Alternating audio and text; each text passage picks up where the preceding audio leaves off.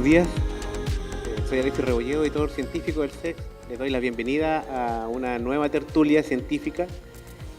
Muy agradecido por la buena convocatoria que tiene esta ocasión. Saludar a algunos grupos de estudiantes que vimos llegar acá del Liceo Santa María la Blanca, del Liceo Armando Robles Rivera, el Instituto Salesiano de Valdivia también está acompañándonos, gente que viene de la Universidad Austral, que siempre nos acompañan, de la San Sebastián igual, y todos aquellos que por iniciativa propia nos quisieron acompañar en esta ocasión. Les presento brevemente a nuestro expositor de hoy, Roberto Molina Quiroje, bioquímico de la Universidad Andrés Bello y doctor en microbiología de la Universidad de Santiago. Al salir del doctorado, se adjudicó un proyecto de postdoctorado Fondesit por 2 años en la Facultad de Ciencias Químicas y Farmacéuticas de la Universidad de Chile. Posteriormente se muda a Boston, Estados Unidos, para trabajar como investigador postdoctoral en el Departamento de Biología Molecular y Microbiología de Tufts University. Desde su doctorado estaba interesado en entender los cambios fisiológicos que generan los antibióticos en bacterias. Sin extenderme más, voy a dejar con ustedes entonces a Roberto. Un aplauso para él, por favor.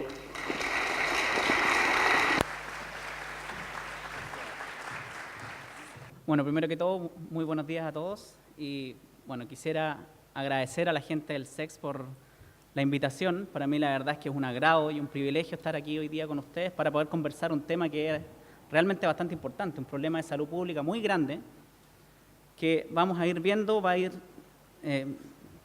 nos genera día a día un riesgo de salud bastante importante. Lo primero que tenemos que entender es que los antibióticos son compuestos que generan ciertas bacterias u hongos para matar específicamente bacterias. Matan solo bacterias, no matan ni virus ni hongos. En ese sentido, ¿qué es una bacteria? Las bacterias son organismos unicelulares bastante simples, si uno quiere, en comparación a las células de organismos superiores como nosotros, pero que a la vez tienen bastantes complejidades también. Las bacterias pueden habitar los ambientes más inhóspitos que ustedes se puedan imaginar. Son capaces de vivir, por ejemplo, en aguas termales, geysers. Son capaces de vivir en la lava volcánica. Por más increíble, por más increíble que uno lo pueda pensar, y uno dice, ya, las bacterias son más simples que las células nuestras. Quisiera ver a alguno de ustedes cómo lo haría tratando de nadar un ratito en lava volcánica. Se ha encontrado también que pueden vivir en aguas de residuos mineros, que tienen un pH acidísimo, son muy ácidas, y tienen además grandes concentraciones muy elevadas de metales pesados, que son altamente tóxicos. Así todo, las bacterias pueden vivir ahí. En salares, concentraciones, cantidades de sal muy altas, una sequedad tremenda, muy poca agua. Así todo, bacterias viven en salares, viven felices. En glaciares, a temperaturas bajísimas, e incluso se han encontrado bacterias en las profundidades del océano, donde no existe luz, las presiones son elevadísimas y la disponibilidad de alimento es bastante limitada para los organismos comunes, digamos. Pero también estas bacterias pueden vivir en nuestros cuerpos, en nuestro cuerpo. En ese sentido, nosotros podemos hablar de que hay bacterias buenas y bacterias malas. Como dije, las bacterias pueden vivir en todo nuestro cuerpo y están en todas partes prácticamente. O sea, en este momento yo toco esta madera y mis manos se están llenando de bacterias por todas partes. Uno, cuando toma, por ejemplo, si uno anda una micro, el fierro de la micro es, olvídense, muchas bacterias, sobre todo bacterias malas, por eso que es muy importante cuando uno anda en la calle y va a consumir alimentos o algo, llegar a la casa, lavarse muy bien las manos antes de preparar alimentos, etc. Como les decía, existen bacterias buenas y bacterias malas. Las bacterias buenas, como por ejemplo las que viven en el interior nuestro, en nuestro tracto gastrointestinal, viven en perfecta armonía con nosotros. ¿Cómo es esto? Nosotros cuando ingerimos alimentos, cuando nosotros estamos procesando los alimentos, estas bacterias usan esta comida para obtener energía. Se alimentan de la comida que comemos nosotros, pero a la vez excretan, o sea, envían hacia nuestro organismo vitaminas y moléculas, compuestos, que son beneficiosos para nosotros. Por otra parte, tenemos las bacterias malas, o patógenos en este caso. Los patógenos, como ven aquí en la imagen, esta es un dibujo que se hizo aproximadamente en los años 1700, qué sé yo, y refleja lo que se conoció como la peste bubónica o la peste negra. No sé si han oído hablar de eso. Esta fue una infección bacteriana que mató aproximadamente a la mitad de la población de Europa en la Edad Media. Entonces, hasta este entonces, nosotros me refiero a la humanidad, no teníamos muy pocas herramientas para poder tratar las infecciones bacterianas. Se hacían cosas bastante terribles, o sea, por ejemplo, la gente que se enfermaba de tuberculosis o que tenía alguna infección, qué sé yo, de piel, se le trataba con ungüentos que eran altamente concentrados o altamente ricos en metales pesados. O sea, una persona que tenía una infección intestinal se tomaba un trago, por ejemplo, de litio o de plomo. Entonces, imagínense ustedes lo que puede haber significado para la salud. Claro, a lo mejor se le va a bajar la infección, pero ¿qué es lo que pasa después de eso? O sea, esa persona probablemente va a morir igual. Y hay casos más extremos. Hay algunos casos registrados en libros de historia, donde la gente tenía infecciones, sobre todo para la gente con tuberculosis, que le llamaban la enfermedad, ¿cómo es que le llamaban? Enfermedad del pulmón.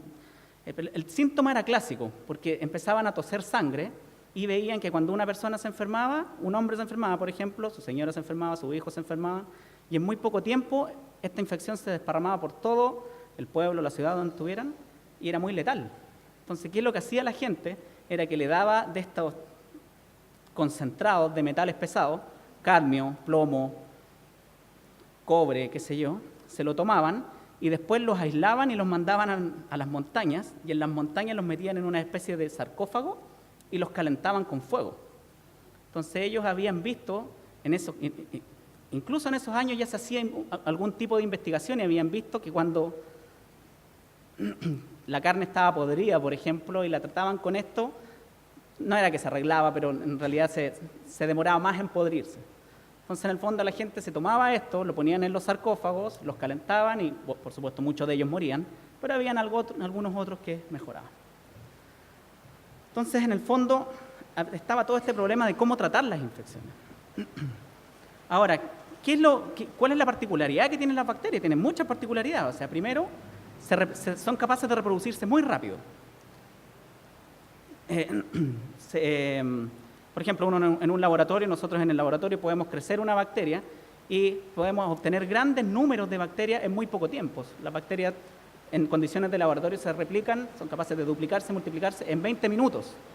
Entonces, además, los números que tienen, las cantidades son tremendas. O sea, uno en una mañana, por ejemplo, o en un día, puede partir desde una bacteria y después de unas horas puede alcanzar del orden de cientos de millones a 1 billón de organismos.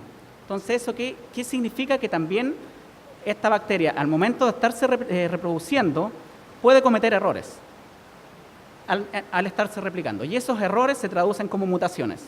Estas mutaciones pueden ser buenas o malas, pero en el caso, por ejemplo, de una condición de estrés, como sería un antibiótico, si adquiere una mutación que le sirve para sobrevivir a este antibiótico, esa bacteria va a ser capaz de vivir.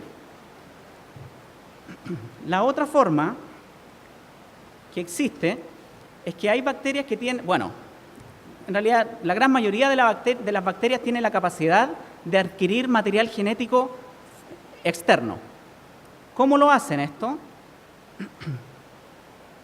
Mediante un proceso de transferencia horizontal que se le llama. Aquí en la imagen nosotros vemos la bacteria azul. La bacteria azul está muriendo. Entonces, ¿qué es lo que va a pasar? Una vez que esta bacteria azul muere, libera su contenido de material genético al ambiente y la bacteria verde capta este material genético y ahora es capaz de adquirir el color azul de la bacteria que estaba muerta. O sea, si nosotros lo pensáramos, en el caso nuestro, de los humanos, si nosotros fuéramos caníbales, por ejemplo, si yo me comiera una persona que tiene los ojos azules, mis ojos, que son café, pasarían a ser azules. porque yo adopté el rasgo de esta persona que tiene los ojos azules. En el caso de las bacterias es exactamente la misma situación. Son capaces de adquirir este material genético externo para adquirir ventajas que le permiten sobrevivir a ciertas condiciones de estrés, como son los antibióticos. Hemos hablado harto de antibióticos, pero en realidad no podemos dejar de mencionar a esta persona, el señor Alexander Fleming. En el año 1929, el señor Alexander Fleming estaba en su laboratorio haciendo experimentos con una bacteria que es muy patógena, que se llama Staphylococcus aureus, que genera infecciones de piel. Y lo que esta persona estaba haciendo es tomar una de estas placas Petri que tienen todos los nutrientes y toda la comida que una bacteria necesita para poder sobrevivir y para poder multiplicarse. Entonces, esta persona tomó una bacteria y la desparramó aquí, la rayó. Y quedó así con esta forma de zigzag. Uno siempre cuando trabaja en el laboratorio tiene que procurar mantener las condiciones de esterilidad lo mejor posible. Para eso uno usa mecheros de estos que permiten generar un área de esterilidad. Esta persona aparentemente en algún momento cometió un error de manipulación y se le contaminó el cultivo con un hongo. Y después dijo, bueno, se contaminó, se me echó a perder el experimento, voy a botar esto a la basura y voy a hacerlo de nuevo. Pero a él le llamó la atención algo que estaba pasando aquí. Si se fijan, aquí está la bacteria, aquí está el hongo, y aquí alrededor tiene esta zona donde no hay bacteria. Y debería haber bacteria. Entonces, esta persona, lo importante del descubrimiento de Fleming es que él fue capaz de darse cuenta de que este hongo estaba secretando hacia el medio un compuesto que es capaz de matar bacterias.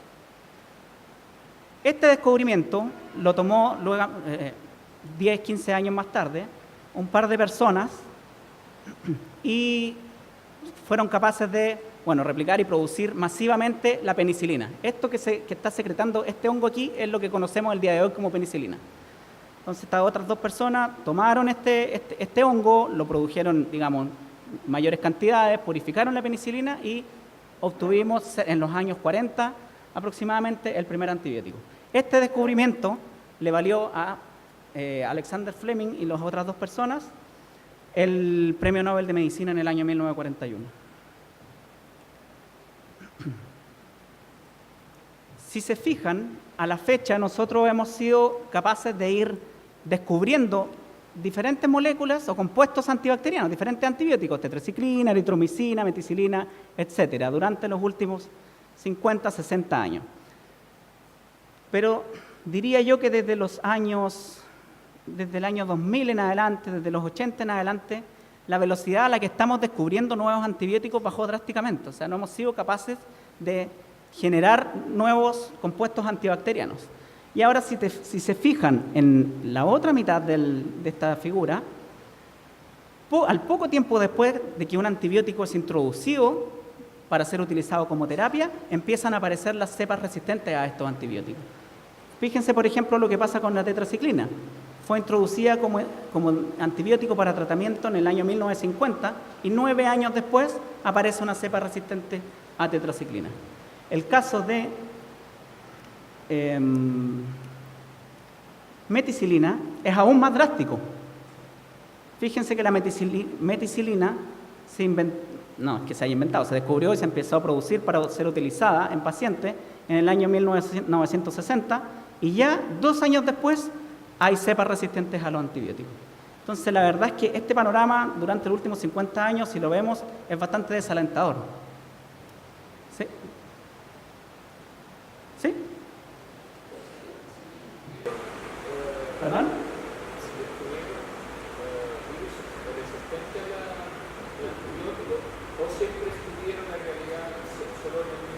Esa es una súper buena pregunta. O sea, la verdad es que es un poco más como ¿qué fue primero, el huevo o la gallina?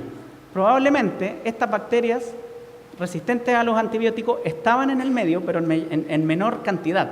Entonces, cuando se empiezan a usar los antibióticos en forma masiva, estas bacterias tienen la ventaja de poder sobrevivir a ese estrés y por lo tanto se empiezan a enriquecer. Todas las que son sensibles van a morir y estas van a poder prosperar. Por lo tanto, Para los fans de Game of Thrones, como diría Ned Stark, prepárense porque la resistencia a antibióticos ya viene. No es que ya viene, la resistencia a antibióticos está aquí.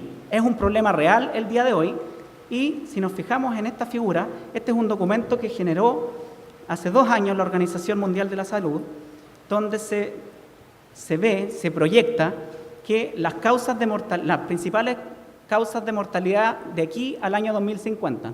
Si nos fijamos en el cáncer, se espera que 8.2 millones de personas mueran de cáncer al año. Sin embargo, miren lo que pasa con las infecciones por bacterias resistentes a antibióticos. 10 millones de muertes al año. Eso es lo que se espera. Eso es lo que nos va a pasar de aquí a 10 años si es que no hacemos algo. Las infecciones por bacterias o cepas resistentes a antibióticos van a ser más letales incluso que el cáncer. Es bastante preocupante la situación. ¿Cómo pasó esto? En realidad esto es algo que viene pasando desde hace algún tiempo y por suerte hemos sido capaces de darnos cuenta de cuáles fueron las razones para poder hacer una intervención, para poder hacer algo para evitar que esto siga pasando. Nuevamente la Organización Mundial de la Salud generó otro documento donde ellos, con el fin de dar a conocer a la comunidad de que el exceso en la prescripción de antibióticos, al final, la resistencia a antibióticos está dada principalmente por un mal uso de antibióticos. ¿Qué tipo de mal uso? Exceso en la prescripción de antibióticos. Automedicación. Los pacientes que no acaban su tratamiento, eso es fundamental. Cuando uno tiene una infección, uno tiene que ir al médico, por supuesto. El médico le va a recetar un antibiótico. Ese antibiótico uno se lo toma. Por lo general los tratamientos antibióticos duran 7 días. Por lo general, hay unos que son más cortos, que son más extremos para infecciones más severas, pero digamos un tratamiento convencional, 7 días. ¿Qué es lo que va a pasar? Uno al 5.º día ya se va a sentir perfecto. Uno va a decir, estoy sano, ¿para qué me voy a tomar las otras 2 pastillas? Ese es un error muy grave, porque uno se siente bien porque la carga bacteriana, la cantidad de bacterias que nosotros tenemos y que nos está haciendo sentir enfermos, lo que nos está enfermando, está baja producto del antibiótico, pero no está en cero, siguen habiendo bacterias ahí. Por lo tanto, si uno no termina el tratamiento, el antibiótico va a seguir dando vueltas en nuestro organismo en concentraciones o en dosis muy bajitas. Estas bacterias no van a estar muertas, la totalidad, y existe la posibilidad de que se generen estas nuevas cepas resistentes a antibióticos incluso en nuestro organismo, que es tanto más grave aún. Otro gran problema que hay es el uso excesivo de antibióticos en la cría de ganado y peces.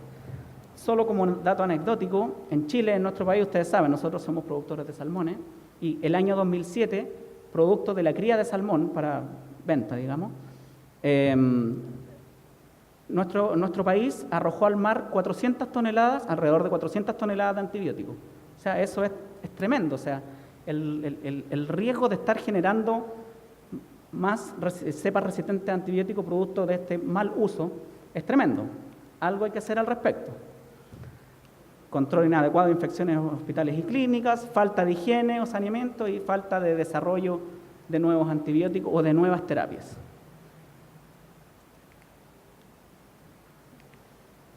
¿Cuál es el problema de volver a una época pre-antibióticos? Si nosotros nos fijamos aquí, por ejemplo, el día de hoy nosotros tenemos acceso a una medicina que nos permite vivir, diría yo, en bastante buenas condiciones.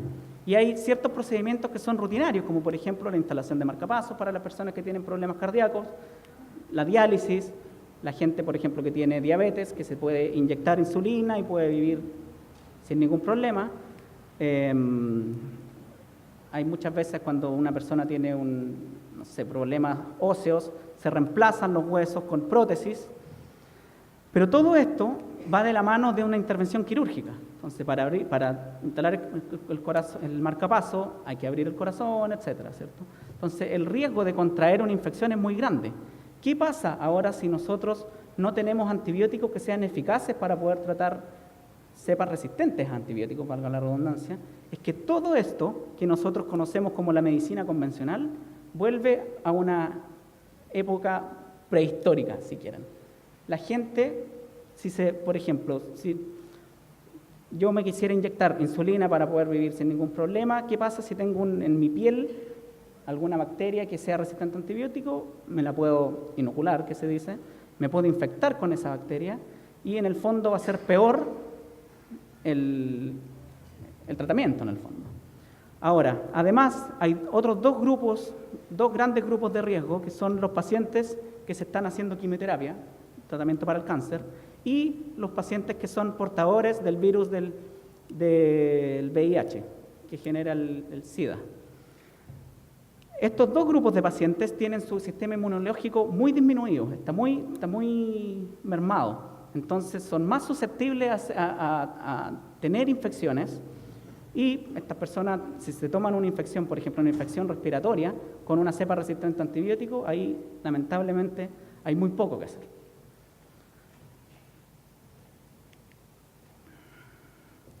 ¿Qué estamos haciendo para solucionar el problema?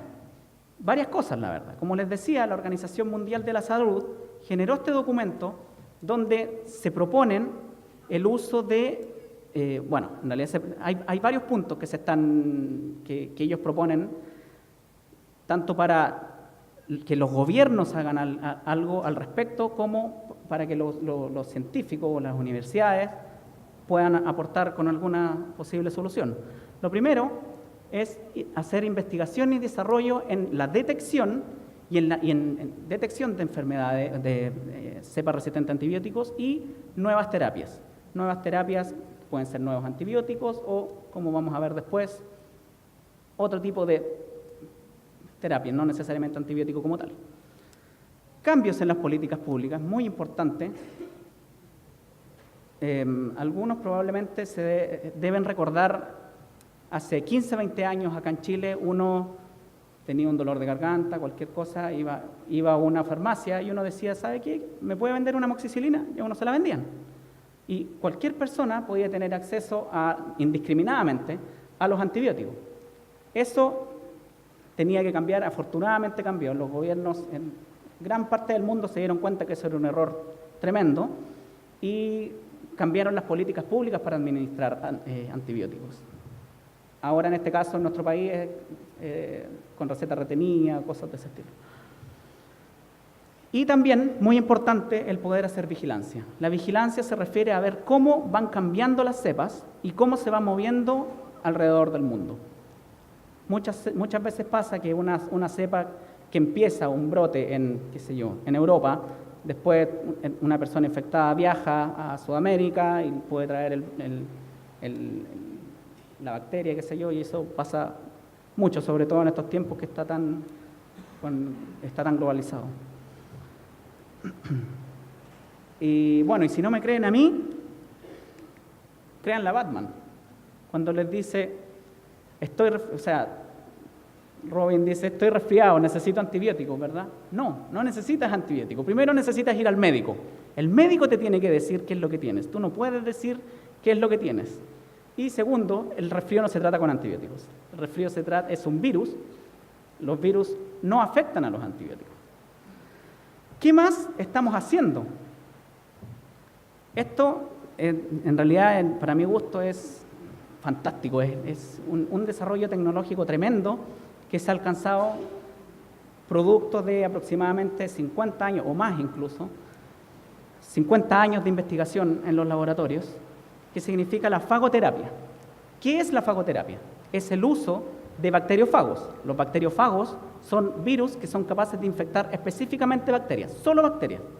Un bacteriófago va a ser capaz de infectar y de matar solo la bacteria y no, por ejemplo, en nuestro caso, las células del organismo nuestro. A nosotros un bacteriófago no nos hace absolutamente nada, a las células de nuestro organismo. Solo son capaces de infectar a una bacteria en particular. Existen muchos tipos de bacterias, como le decía. Por ejemplo, un bacteriófago, por decir cualquier ejemplo, para una bacteria que vive en un volcán, va a ser capaz de infectar solo a esa bacteria y no a la que vive en un glaciar, por ejemplo. Son altamente específicas. ¿Cómo funciona esto?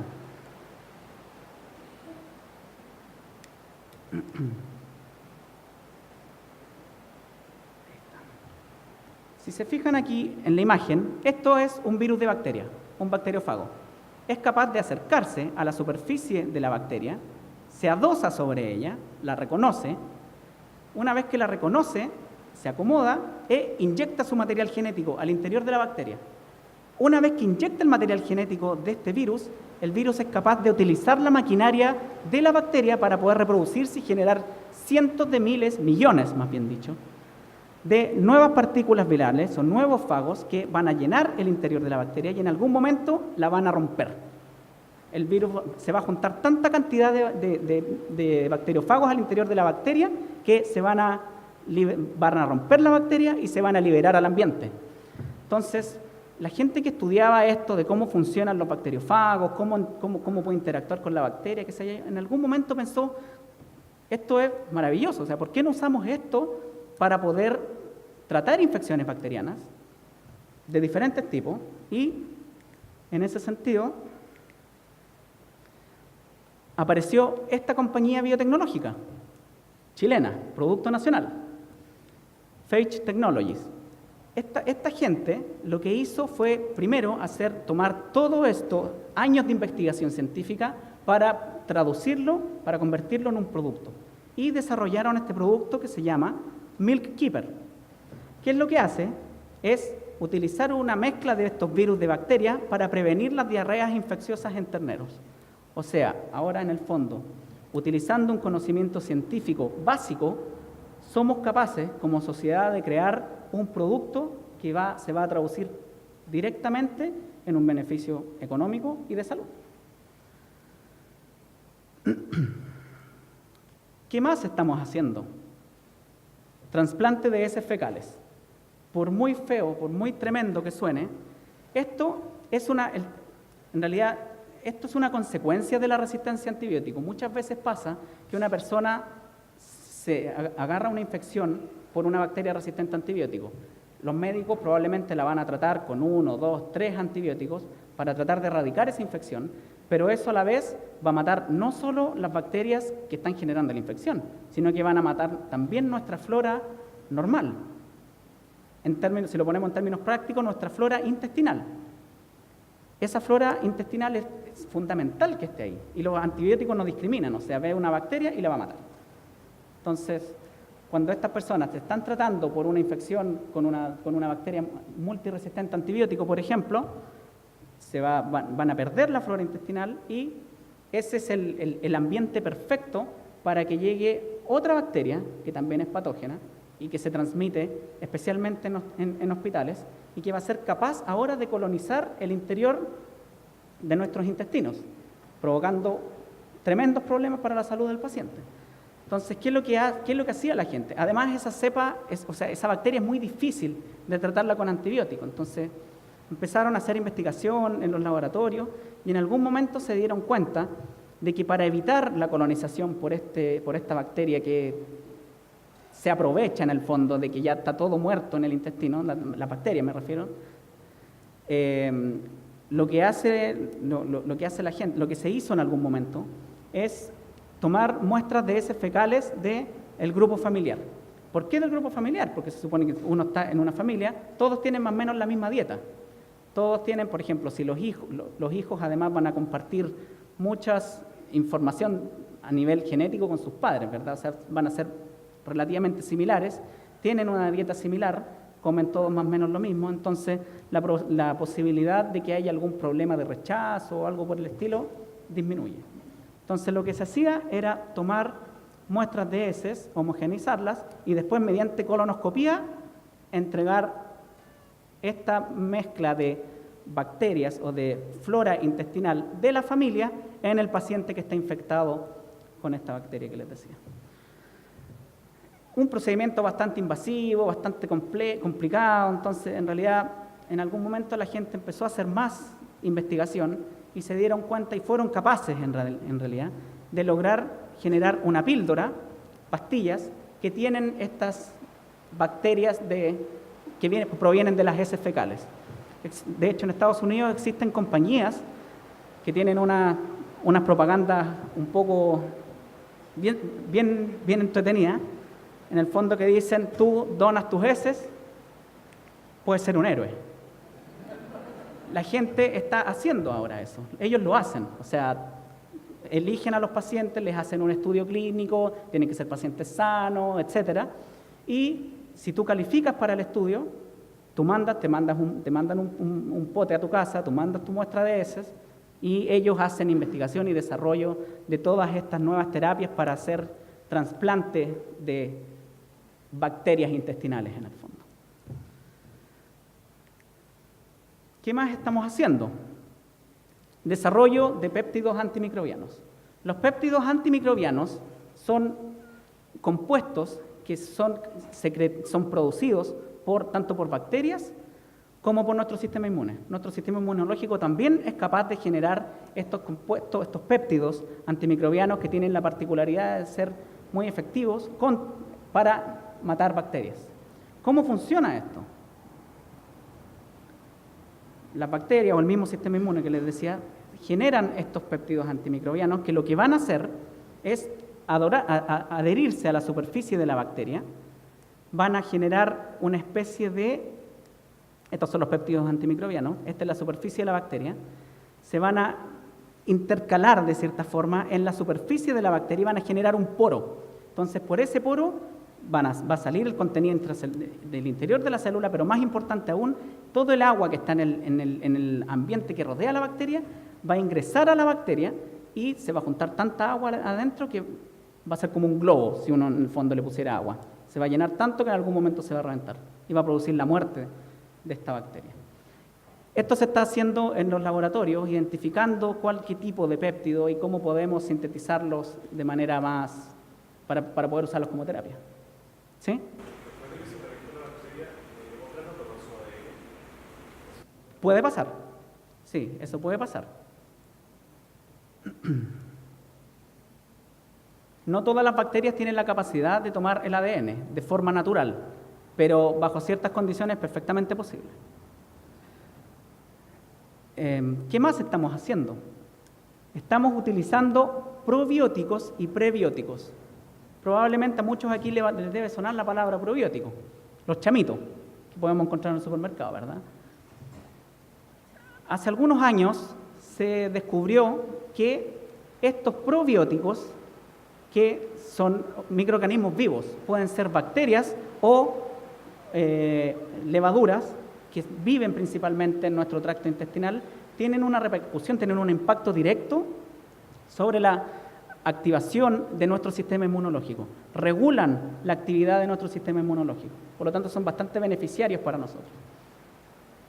A diferencia de los prebióticos, que no son bacterias o levaduras vivas, sino que son azúcares, son compuestos que pueden ser utilizados por la bacteria de nuestra flora intestinal para usarlo como comida y ahí poder propagarse y generar todos estos efectos beneficiosos a nivel de nuestro sistema inmunológico. Como saben, bueno, esto lo podemos encontrar en suplementos alimenticios como el yogur, qué sé yo, el queso. Bueno. Y bueno, en realidad la gran diferencia es que, como les decía, los probióticos son organismos vivos, los prebióticos no son organismos vivos, pero ambos generan este efecto, por ejemplo, para tratar desórdenes digestivos crónicos como síndrome de Crohn o enfermedades del tracto intestinal. ¿Qué más estamos haciendo en términos de investigación y desarrollo para poder tratar de erradicar estas infecciones o estas bacterias resistentes a antibióticos? Hace algunos años se descubrieron algunas bacterias que son capaces de comer a otras bacterias. Son bacterias caníbales en el fondo, son capaces de comerse a otros de su misma especie. Si se fijan aquí en esta imagen, en verde está la bacteria que es, o en negro está la bacteria que es el depredador, y en verde la presa, que es Escherichia coli. Esto es todo en una condición de laboratorio. Esta bacteria negra es capaz de ingresar al interior de la Escherichia coli y empezar a multiplicarse, a comerse a la bacteria desde el interior. Y después, una vez que ya se replica, qué sé yo, es capaz de producir progenie o más bacterias al interior, generando como producto final la muerte de la bacteria presa. La idea de esto también es en algún momento poder tratar de generar una terapia, sobre todo de uso local. O sea, si uno tiene una infección cutánea, una infección de piel, poder ocupar de estas bacterias que comen a otras bacterias para poder generar una crema, por ejemplo, que sea capaz de matar las bacterias de la infección tópica. ¿Qué más estamos haciendo? Esto realmente es, para mi gusto, uno de los descubrimientos científicos más fascinantes que se ha hecho durante el último tiempo, no solo por la tecnología que se desarrolló, sino por la implicancia. Hace 2 años salió publicado un artículo científico en la revista Nature, que es una de las más importantes a nivel mundial en ciencia, una tecnología que describía, en realidad es más importante pensar por qué se desarrolló esta tecnología. Estaba el problema, como les decía, que hace mucho tiempo que nuestra capacidad de descubrir nuevos antibióticos está muy disminuida. No hemos sido capaces de generar nuevos antibióticos. Ese es un problema. El segundo problema es que la gran mayoría de estos antibióticos son generados por bacterias o por hongos que viven en el suelo, en el ambiente. Pero el problema también con eso es que hay muchas de esas bacterias o hongos que nosotros no somos capaces de crecer en el laboratorio. Nosotros sabemos que están ahí, porque si las miramos al microscopio la podemos ver. Pero después cuando la tratamos de aislar y crecer en una botella, en un tubo, no podemos, porque tienen requerimientos especiales en términos de comida. No hemos sido capaces de encontrar la forma de crecer a mayor escala, a gran escala, estas bacterias. Entonces, esta tecnología está apuntada a resolver esos 2 problemas, la carencia de nuevos antibióticos y la incapacidad, si quieren, entre comillas, de poder crecer estas cepas o estas bacterias que no son cultivables bajo condiciones normales de laboratorio. ¿En qué consiste?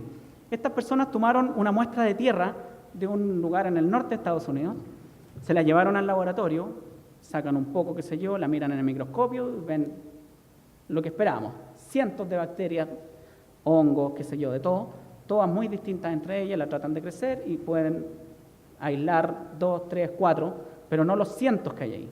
Entonces, a una persona por ahí se le ocurrió, ¿qué tal si generamos un chip?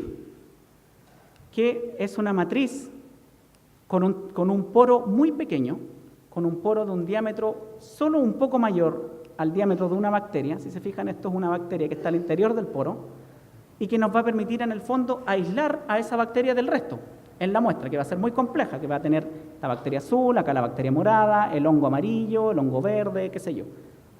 Vamos a poder separar físicamente todo lo que hay en esa muestra, que es altamente compleja en términos de microorganismos. Esta chip después se pone en esta cámara, qué sé yo, y aquí tiene estos círculos que se ven acá, que es una membrana permeable, que lo que va a permitir en el fondo es el flujo a través de esta membrana de compuestos que le van a servir a la bacteria para comer y para crecer. Entonces, ¿qué es lo que hacen después? Ensamblan este chip y lo ponen de vuelta en la muestra de tierra que ellos tomaron. ¿Por qué? Porque ahí está toda la comida y todos los nutrientes, todos los compuestos que las bacterias, estas bacterias que ahora están separadas físicamente la una del otro, necesitan para poder crecer.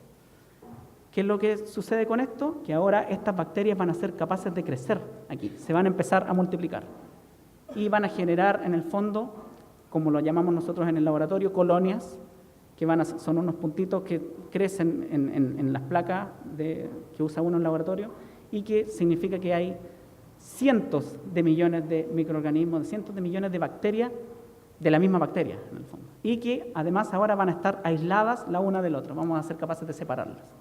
Entonces, esto en el fondo ya soluciona el primer problema, que es poder crecer bacterias que antes no podíamos. ¿Cuál es la otra ventaja? De que estas bacterias que ahora somos capaces de multiplicar, de producir en el laboratorio, van a estar sintetizando y van a estar arrojando al medio externo miles de compuestos. Este grupo de investigación estaba enfocado en tratar de encontrar un antibiótico nuevo. Aislaron, no recuerdo el número exacto, 7.000, 8.000 cepas distintas, microorganismos distintos, y entre todo esto fueron probando uno a uno, manualmente, un trabajo tremendo, la capacidad de bueno, ellos evaluaron los compuestos que estas bacterias envían hacia al medio externo y lo probaron en su capacidad de matar otras bacterias. Probaron si es que podían tener un efecto antibiótico y encontraron un nuevo antibiótico utilizando esta tecnología. Hace 2 años, el nuevo antibiótico. Esto se está probando ahora en una organización especializada en Estados Unidos para poder producirlo de forma masiva y, bueno, obviamente siempre hay que probarlo primero, hacer pruebas de que no va a ser perjudicial para nosotros, qué sé yo. Pero están en eso, en etapa de desarrollo. Otra cosa altamente importante de esto es que este grupo de investigación, con esto, en el fondo, como dice uno, tienen una mina de oro de microorganismos y de compuestos. Ellos en este trabajo, solo ocupando esa muestra de tierra del norte de Estados Unidos, fueron capaces de aislar, como les decía, 6.000, 7.000 bacterias nuevas, pero además, y más importante aún, fueron capaces de aislar 10.000 compuestos nuevos. Tienen 10.000 compuestos que son secretados, que son producidos por estas bacterias, que no tienen idea para qué pueden servir. Entonces, ellos dijeron, aquí hay un potencial económico, farmacéutico importante, y generaron una compañía biotecnológica. Y lo que están haciendo ahora ellos es probar esta librería de compuestos, 10.000 compuestos, contra todo lo que ustedes se puedan imaginar, cáncer, malaria, VIH, diabetes, todo lo que se puedan imaginar lo están probando porque tienen 10.000 compuestos nuevos que no saben y no tienen idea para qué les pueden servir. Pero el potencial que hay ahí es tremendo. ¿Qué más estamos haciendo? Perdón. El uso de nanopartículas y la nanomedicina como tal.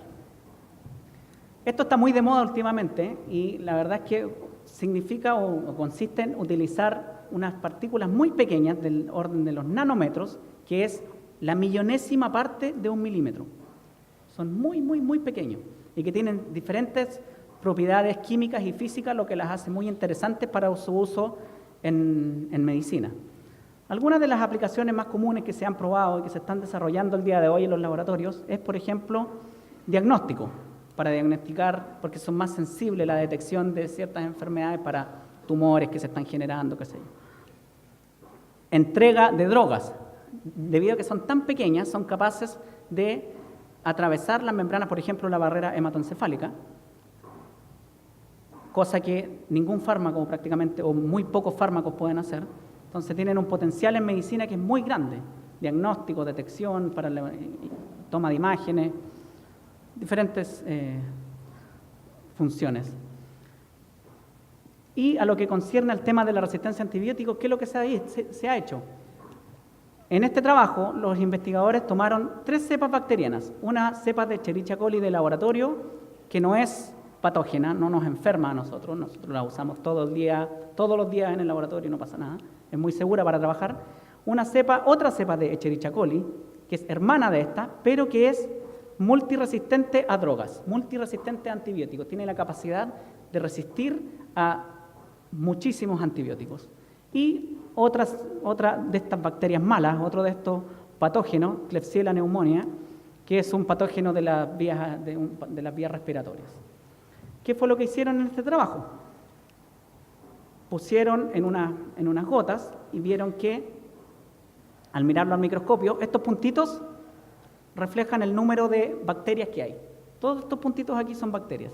Entonces, cuando no se le pone luz, o sea, cuando las bacterias se exponen a luz, pero sin la nanopartícula, si se fijan, los números de bacterias son altísimos, hay muchas bacterias. Ahora, cuando a estas bacterias se tratan con una nanopartícula bien particular y se exponen a luz, esta nanopartícula es capaz de ser fotoactivada y cuando se activa es capaz de matar a las bacterias que están ahí en su entorno. Por lo tanto, fíjense si comparamos el número de bacterias de este con acá. Disminuye drásticamente, o sea, hay un potencial tremendo de utilizar estas nanopartículas para tratar infecciones bacterianas en general, o sea, no solo las que no son resistentes a los antibióticos, sino que también las que sí lo son. Y fíjense que cuando además, cuando se usan estas nanopartículas, pero ahora en oscuridad, en la ausencia de luz, los números son bastante similares a los de acá. Entonces, en el fondo, lo que está mostrando esto es que esta capacidad que tienen las nanopartículas de matar bacterias son dependientes de la activación por luz.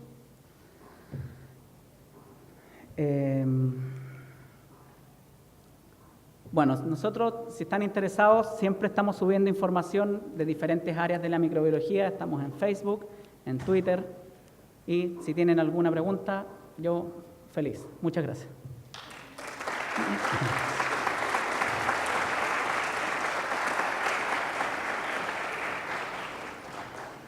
Hola, gracias.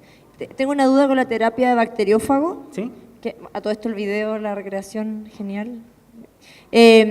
Cuando se enfrenta el bacteriófago a la bacteria y finalmente se produce la lisis bacteriana y salen los bacteriófagos, Sí. El escenario va a ser que vamos a tener millones de nuevos bacteriófagos. Exacto. Esos nuevos bacteriófagos van a hacer lo mismo con todas las otras bacterias, vamos a tener Exactamente. muchos más bacteriófagos, pero ¿qué va a pasar después con ese exceso de bacteriófagos? ¿Se eliminan, se reabsorben, se anulan, mueren? Esos bacteriófagos quedan en el ambiente, quedan ahí en el ambiente, pero la verdad es que siempre hay como esto todavía están, o sea, lo que les contaba yo de esta empresa biotecnológica chilena, ellos desarrollaron un cóctel que son diferentes bacteriófagos, porque siempre hay una verdadera carrera armada entre las bacterias y los bacteriófagos, o sea, siempre están evolucionando el uno para poder tratar de matar al otro. Entonces, eso es algo que en la naturaleza pasa, y pasa bastante. Pero sí, como decías tú, en realidad, una vez que se liberan estos millones de bacteriófagos, estos tienen la capacidad, el potencial de poder infectar a las otras bacterias que están por ahí y en el fondo se van propagando. ¿Existe el riesgo de que, así como pasó con los antibióticos, esta fagoterapia genere bacterias resistentes a los bacteriófagos? O la nanopartícula. Lo mismo para las nanopartículas, o sea, que este tratamiento con nanopartículas finalmente termina generando resistencia y agrave más el problema en vez de solucionarlo. Absolutamente, o sea, eso lo más probable es que así sea. Por eso, con respecto a la fagoterapia, por eso que se usan, por ejemplo, en este producto para la ganadería, se ocupan cócteles de fagos. Diferentes fagos que van a tener diferentes regiones de reconocimiento en la bacteria, por lo tanto, la capacidad de evolucionar estas zonas de reconocimiento es más limitada. O sea, contra un antibiótico el blanco es 1, contra un fago el blanco también va a ser 1, pero si usamos 3, 5, una sola bacteria, o la probabilidad de que una sola bacteria adopte las mutaciones que le permitan vivir o sobrevivir a los 5 fagos son bastante limitadas. Por eso se usan estos cócteles. ¿Pero eso no podría ser una manera de amplificar el problema? ¿Amplificarlo de qué forma? Porque estamos generando resistencia en vez de a un fago, a 5 fagos. Y así vamos aumentando la cantidad de resistencia, la cantidad de cepa resistente y el problema se va amplificando en vez de solucionarlo. Lo que pasa es que, hasta donde yo entiendo, a lo mejor Cecilia puede saber algo un poco más, no es tan fácil de detectar resistencias a 5 antibióticos. O sea, eso en la naturaleza, o sea, 5 fagos, perdón. Me atrevería a decir que si es que pasa, va a ser muy escaso, muy raro. No sé si no pasa, no me quiero aventurar tanto, podría pasar eventualmente. ¿Sí?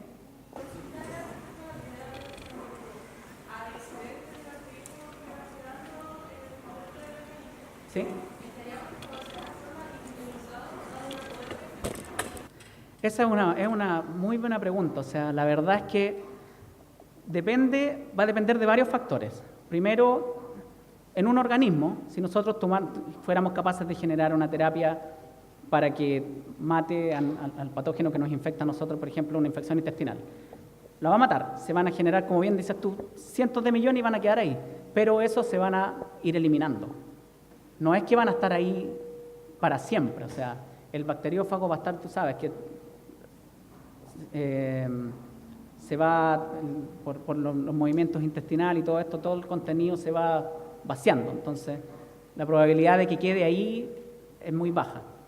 O sea, si uno tiene una infección por una bacteria, usa el bacteriófago, lo va a matar, pero lo más probable es que la gran mayoría de esos se eliminen.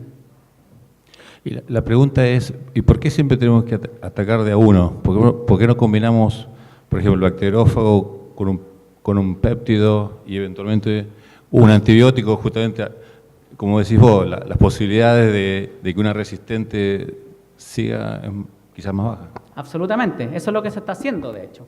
Pero siempre uno necesita simplificar el sistema para poder entenderlo. Entonces, en este caso, necesitamos primero entender cómo funcionan los fagos, identificar los fagos, pero, por supuesto, esa es la idea. El día de mañana poder hacer terapias conjuntos, antibióticos, fagos, péptidos microbianos, qué sé yo.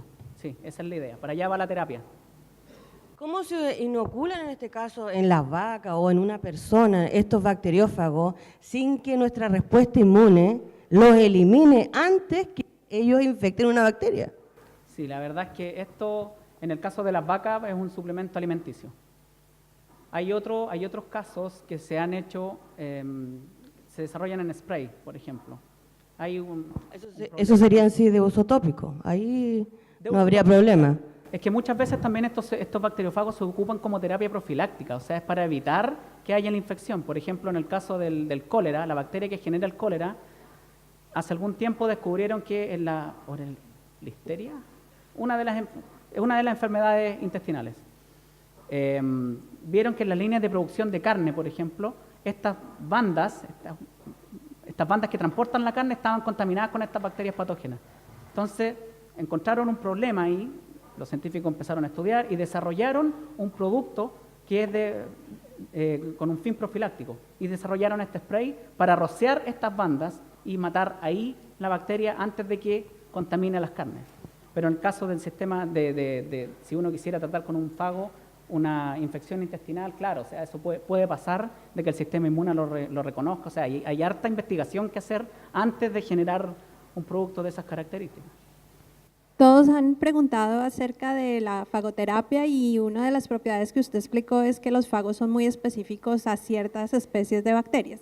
Sí. Teniendo en cuenta que las bacterias han desarrollado la resistencia a los antibióticos, mi pregunta va a qué posibilidad hay de que los fagos desarrollen mutaciones que les permita actuar en diferentes bacterias y no solo en una específica. Altísimas. Eso pasa todos los días, de hecho. Nos pasa en el laboratorio. Uno, si junta una bacteria en una botella con un fago, lo pone a crecer, lo pone a incubar, después de un par de horas, probablemente el fago va a matar la gran mayoría de las bacterias que hay en esa botella, pero también van a aparecer de estas resistentes, así, rapidísimo.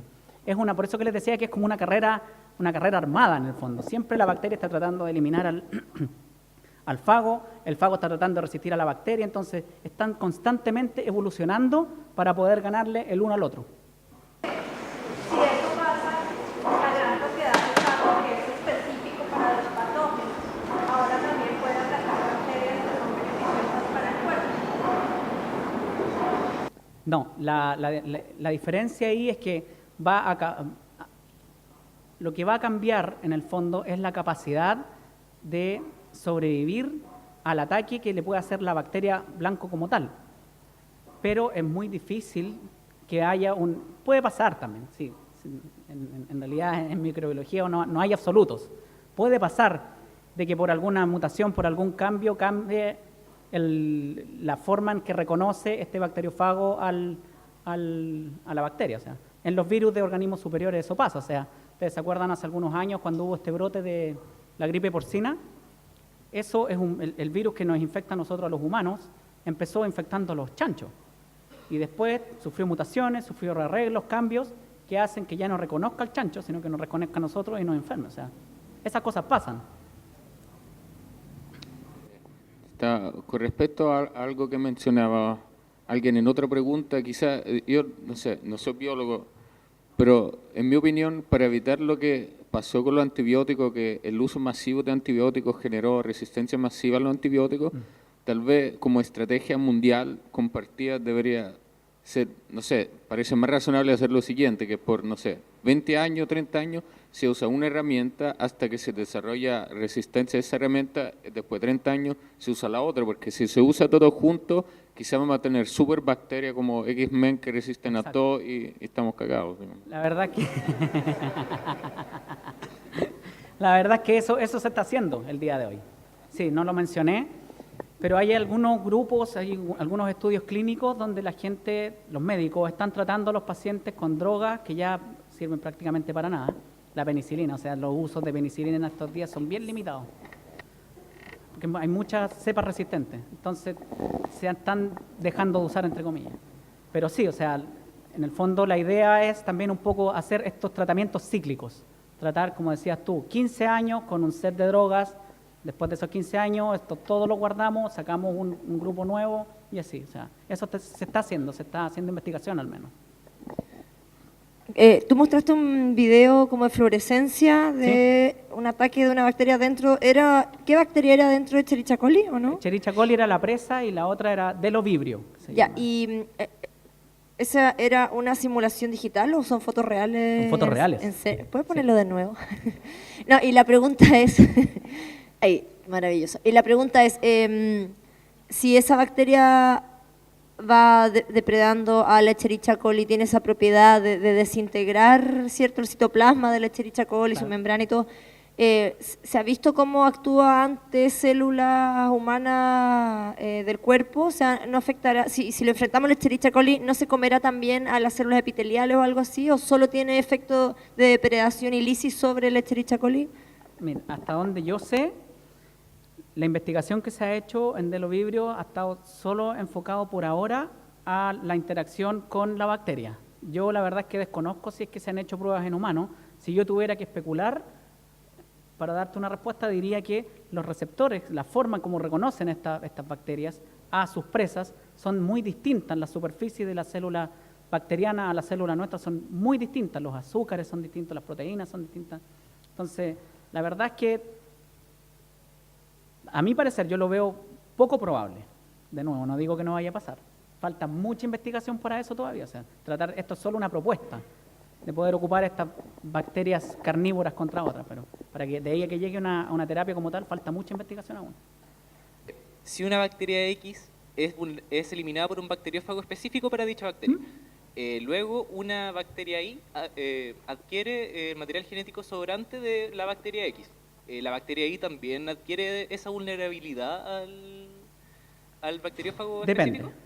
Depende, porque cuando uno habla de que se está adquiriendo material genético externo, ese material genético va a ser incorporado por la nueva bacteria, por tu bacteria Y, se va a integrar al material genético de la bacteria, y si hay una condición de estrés en el ambiente, si fuera este fago que dices tú, por ejemplo, y el pedazo, el fragmento de material genético que adoptó le permite sobrevivir a esa condición de estrés, entonces sí. Si la condición de estrés no es necesaria para poder replicar y propagar este DNA, este material genético externo, entonces probablemente ese material genético externo que se adoptó se va a perder, no va a ser seleccionado. Depende mucho de las condiciones del ambiente. O sea, siempre que una bacteria toma material genético externo, va a depender del estrés al que esté enfrentado para poder replicar eso y poder mantenerlo. En el caso de que se lleguen a realizar tratamientos con bacteriófagos, ¿es posible de que en algún momento el sistema inmune llegue a asimilarlos y adquirirlos como un nuevo sistema de defensa? Eso es más complicado, o sea, porque para que lo que sí puede pasar es que el sistema inmune reconozca a estos fagos como algo externo, algo ajeno y lo destruya. Pero para que el fago siga estando ahí, va a necesitar su bacteria blanco para poder replicarse. Si no, después se va a perder, como se dice, por dilución. O sea, si no es capaz de infectar y de poder propagarse y de poder generar esta progenie, lo más probable es que el organismo lo va a eliminar, no va a seguir ahí. Necesita tener su organismo, su bacteria hospedero para poder replicarse. El sistema inmune no lo puede replicar. Qué entretenido el tratamiento con nanopartículas, pero me gustaría saber cómo se destinan las nanopartículas a la bacteria y si este tratamiento ha sido ensayado en vivo. O sea, ¿Cómo ¿se destinan las nanopartículas a las bacterias? O sea, lo que se ha hecho hasta ahora es todo en condiciones de laboratorio. O sea, uno tiene el cultivo, la bacteria aislada, se incuba con la nanopartícula y se hace una botella, digamos. Es bastante simple. Claro, la próxima etapa es ya ver qué pasa si es que esta nanopartícula, primero, no es tóxica para un animal o para nosotros, y ver si es que va a generar el mismo efecto. Entonces, claro, hay que hacer toda la primera parte primero. Falta un poco para las cosas en animales y posible terapia en humanos. Una de las etapas claves de la resistencia antibiótica son las infecciones asociadas a la atención en salud. ¿Infecciones asociadas a? A la atención en salud, infección intrahospitalaria. Sí. Ya. Absolutamente. Porque claramente los pacientes están inmunodeprimidos por todos los tratamientos, etcétera, y hay bacterias recurrentes que generan esta resistencia. ¿Hay alguna área que esté investigando métodos de prevención como ese spray que mencionabas, por ejemplo, pero para ser utilizado en hospitales para que esas bacterias no sigan generando resistencia? Hay algunas propuestas bastante interesantes y algo que se está aplicando ya, de hecho, el día de hoy, es que acá, bueno, ustedes saben, nosotros en Chile, si hay algo que tenemos harto, el cobre. El cobre se sabe desde hace mucho tiempo que tiene propiedades antibacterianas. Entonces, lo que se ha hecho, en el Metro de Santiago, por ejemplo, se implementó. Todos los pasamanos están recubiertos ahora en cobre. Lo hicieron con una cubierta de cobre. Varios, no todos. En los hospitales se está utilizando aún más las manillas de las camillas.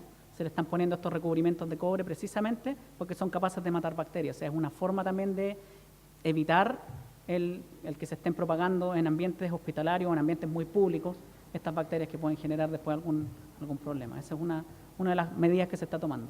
Y por supuesto, o sea, la idea es en algún momento generar estas terapias terapias profilácticas más que nada, con profagos para poder evitar lo que dices tú de la contaminación con pacientes en hospitales. Respecto a la terapia de heces fecales, me parece adorable. Quisiera saber si hay antecedentes de cómo la gente que se ve sometida a eso percibe la terapia, si hay rechazo o no, porque me imagino que es como cuando le ponen los parches de larvas de mosca a la gente con pie diabético, que tiene cierta aprensión.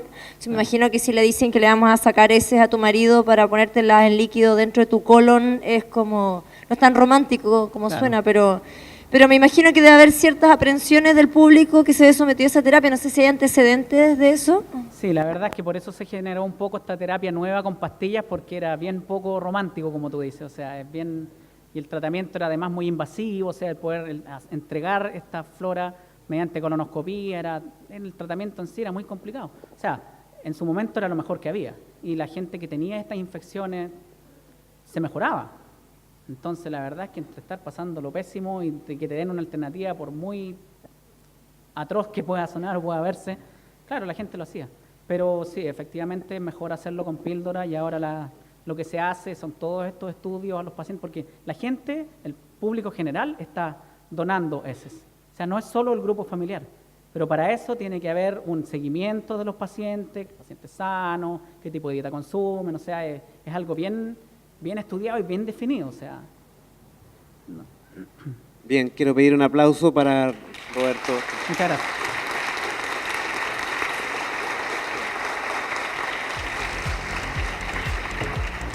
Próximamente esta tertulia la pueden encontrar en la página web del SEC, sec.cl/media, por si quieren volver a repasar esta sesión. Muchas gracias por acompañarnos hoy.